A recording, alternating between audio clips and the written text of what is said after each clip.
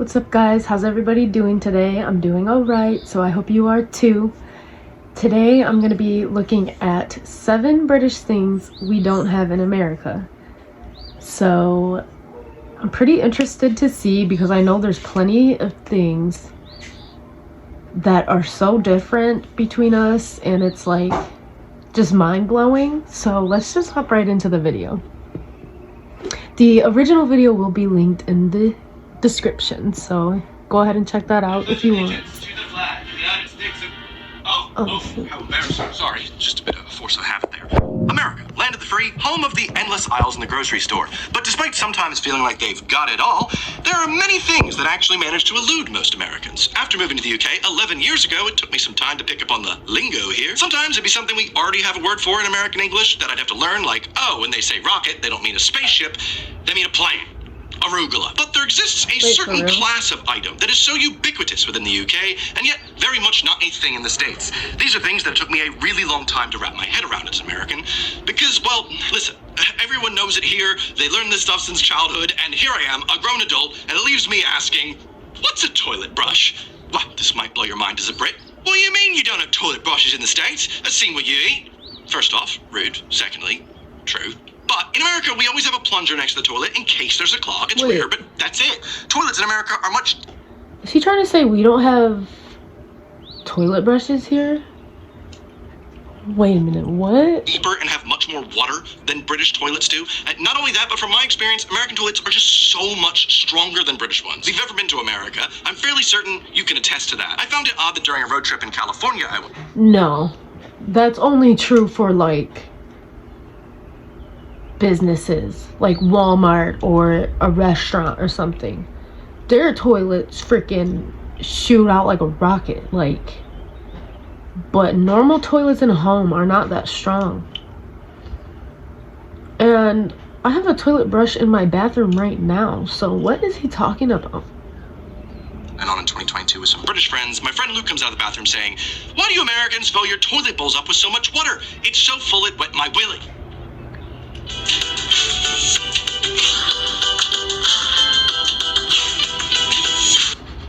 Wow, I thought he was just trying to brag about the size of his peen, but no, it turns out this is a thing. Now, I'd say the idea of needing to brush away poo with a toilet brush is inevitably going to gross out a lot of Americans that have never heard of this before, because, to be honest, it is pretty gross. But the most embarrassing thing about all of this is living with other British people, being a full-grown adult, and having them go, why has no one ever... No, I'm sorry. In every single home that I've been in the United States, there's a toilet brush and a plunger.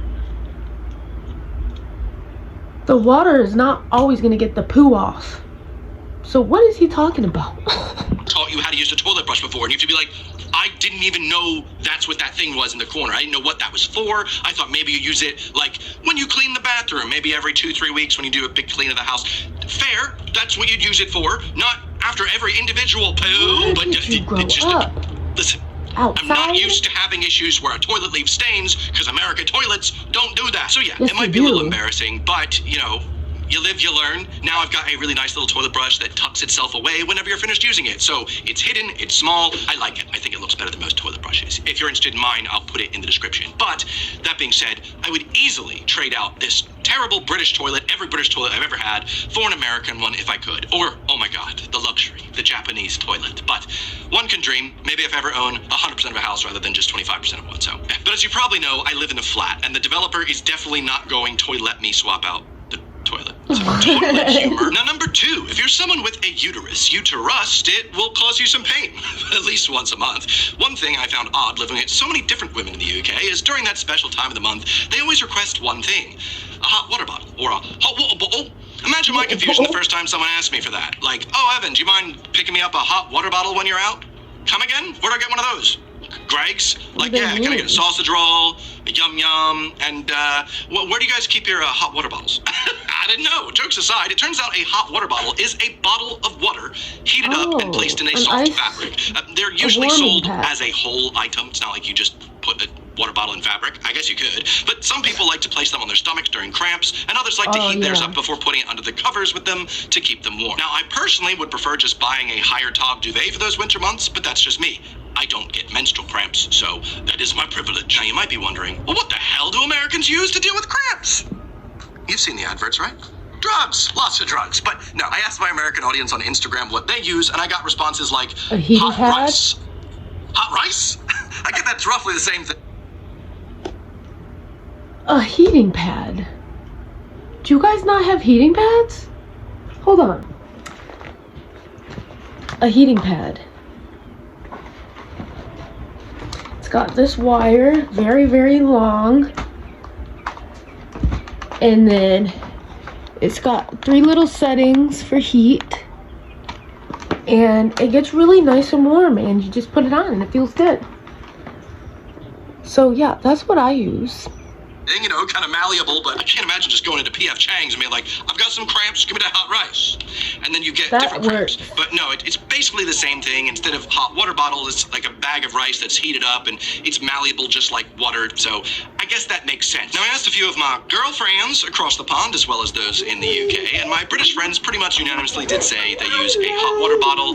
Some of them said they just take a hot bath, whereas my American friends did say they either take rice, a drug called My Doll, or they use an electric heating pad, which is very similar to a hot water bottle, but you plug it in, charges it. It's more of the future, though way less energy efficient. But then again, that depends on how you're heating your water in your hot water bottle, because as a related item that is really rare in the States that may make you nod your head and go, ah, that makes sense. Americans don't really have electric kettles, so it's not really as convenient to quickly boil some water to put in your hot water bottle. I made an entire video about this way, America's lack of electric kettles already, and the reasons, so I'll link that above. Now, Britain is a really, really rainy isle, and pretty much every Brit I've met from as young as 8 to as old as 90 owns a pair of wellies, the cute word for Wellington boots, which are quite rare in the US. Being in Britain, you're just expected to know what a wellie is. When you're invited to go to a festival, you're told everyone there will be in wellies, but well, I've never owned a pair.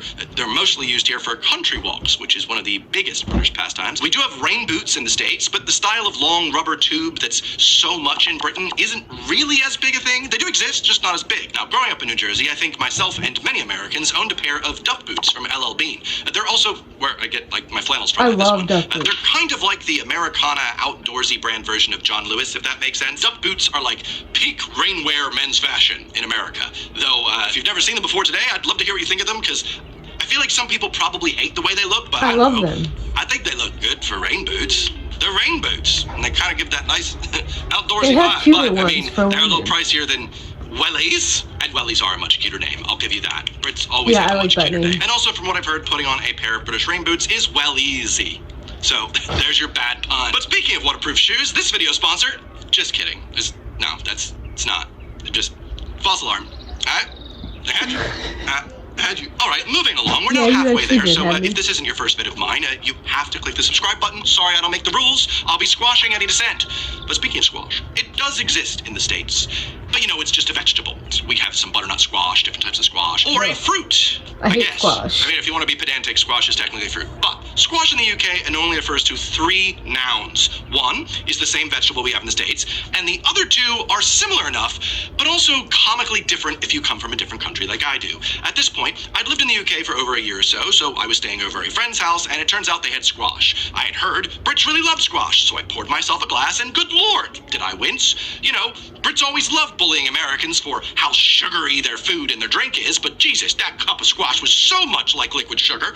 Like, it was both thin and thick at the same time, like maple syrup, like someone condensed 2 bottles of Sunny D into a single glass. Now, I'm assuming this is a common mistake for migrants to make the move to the UK, but squash refers to not only the drink you make with squash, but also squash. So it's a bottle of concentrated sugar and fruit syrup that you mix with like 5, 6, 7 parts water, but it's also the drink that you mix together. So how was I to know I was supposed to mix, all right? Has anyone tried it? Is it good? I don't think someone says they drink a drink and you're supposed to like read the instructions that say mix it with things. So yeah, I drank the double concentration Robinsons. It was not nice. This is the one I just picked up from the local store. It's called Ribena. I want to try that. I saw that in the last video that I did. And I will be honest, it's not bad. I personally just really enjoy water. I like water's my favorite drink. I know that's super lame, but also it's the best drink. So what's wrong with you if you don't like water? But this, a small amount of this really just, it gives this a nice kick. And from what I've seen, this isn't too unhealthy, so I mean, I can see the appeal of it, especially if you've got kids and they're like, Mommy, I want to drink soda. And you're like, sorry, I consider that a form of abuse. I suppose this is actually a healthy compromise. But this isn't just any ordinary squash. This is the most popular flavor of it.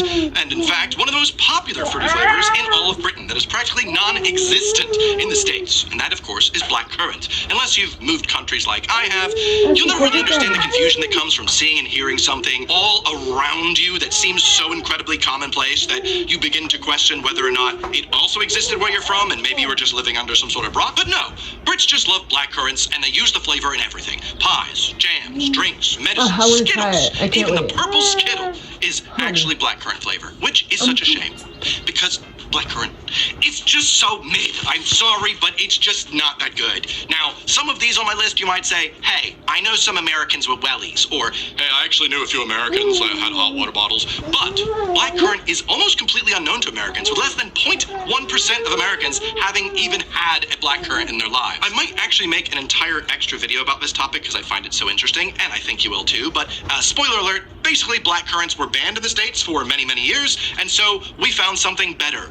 The grape, okay? We have grape-flavored things, and grapes are delicious. Obviously, grapes exist in the UK too, but not really the grape flavor. You cannot find many grape-flavored things here, as it's been replaced with a worse fruit, the blackcurrant. If you never have had grape jelly before, you're missing out. Sadly, every UK supermarket I've ever been to, they got strawberry jam, they got raspberry jam, they don't have any grape jelly.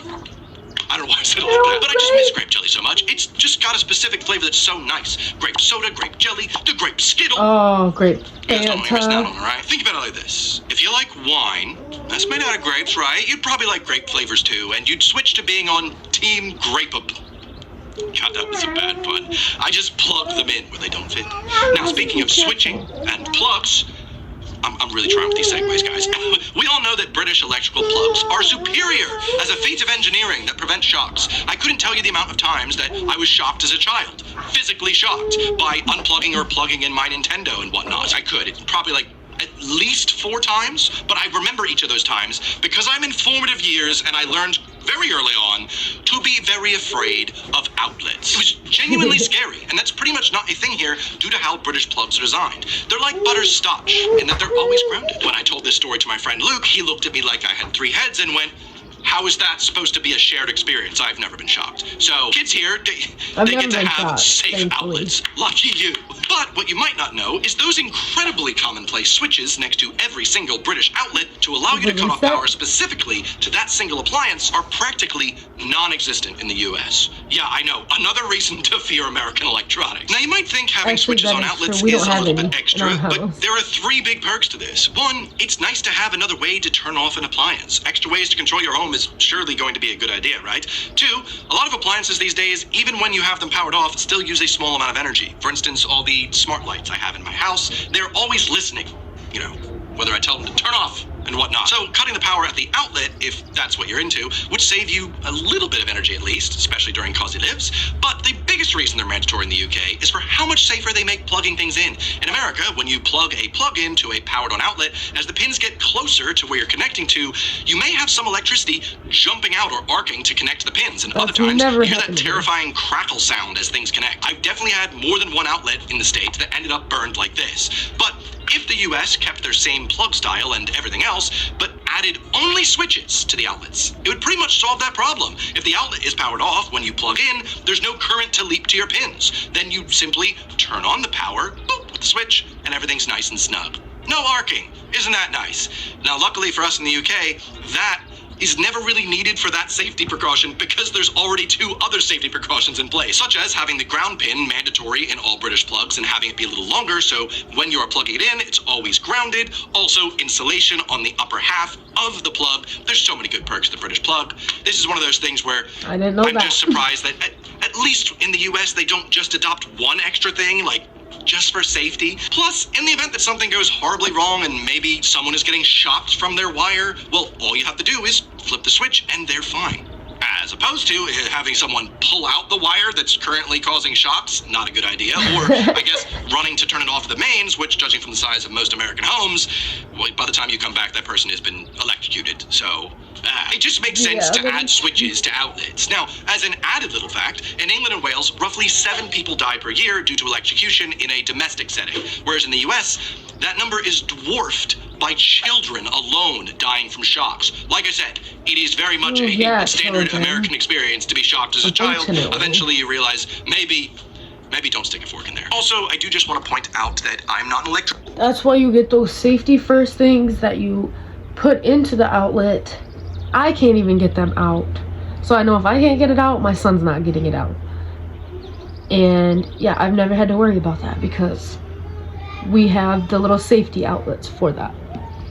I know being on YouTube, people expect you to know everything. I do not. I'm not the smartest guy in the world. So there will probably be someone much smarter than me in the comments that's an electrician, what do they call him here, a Sparky, who's going to give you a lot of fun facts. So check the comment section if I've said something silly. But where exactly is my comment section anyway? It's underneath you. Oh, it's under me. Thanks. Well, in America, that sort of crowd involvement where you break the fourth wall in a bit, it's not really something that is done ever except in like Dora the Explorer, like, hey, ¿dónde está Swiper? Cerca del lago. Gracias. Está allí. Yes, my Spanish is coming along okay. Thanks for asking, Dora. But besides Dora, it's really not a thing. However, over here, Brits absolutely love their pantomimes, or pantos, as they like to call them, which are really, really popular during the Christmas period. And if you thought Dora the Explorer was just some sort of fun show for children, you'd be surprised. Adults here absolutely get super involved in the pantos as well. I've seen a little panto at Kew Gardens once, and it involved a fairy, I think. In fact, I think most traditionally are based on old children's stories, but simply put, it's a performance where the cast are like, "What?" And the crowd is like, "He's right there," or "He's behind you, it's on your dress," something like that. If I said something like, "You all subscribe to my YouTube channel," you'd say, "Oh, no, we don't." Damn, I was hoping for, yes, we do. But I appreciate the, reality check, that's fine. Now, I can see the appeal of being more involved in a show, but they're okay. Maybe it's because I've never been to like a real one. If you have any good recommendations for ones in London, I'd be open to hearing. But if you try explaining the concept of a pantomime to an American, they'll probably just look at you like you've got 3 heads, as pantomime in American English is pretty much, going to be a silent performance with mimes. At least that's what I would have thought it would be. Whereas it's quite literally the opposite of a silent perforance. And assumably the American will probably also bring up Dora the Explorer. She's just that super cool Exploradora. You want to know what a real panto is like? Well, let me ask you a question. Does anyone know where I can build a professional-looking website? Squarespace! Oh yeah, thanks. That's coincidental because today's video is sponsored by Squarespace. Your all-in-one website builder, Squarespace offers loads of sleek-looking templates that you can use to hit the ground running and build the website of your dreams. But where did I put that portfolio on my website? It's right behind you. Oh, it's behind me. Why Sorry. does he keep doing that? Blame my editor for that. Using Squarespace, you can now build a website like mine with a portfolio, a blog, a web store, whatever you need to have a professional-looking hub for your online life. A lot of websites have pretty bad customer support. Yeah, I know, right? But Squarespace has 24/7 customer support. Yeah. Oh my gosh, okay. Well, that was pretty interesting. I'm definitely gonna have to check out more videos like this one on different channels to see a different point of view, because he's only lived there for a year, so. But yeah, anyway, if you like that video, go ahead and give it a like, subscribe, and I'll see you in the next one.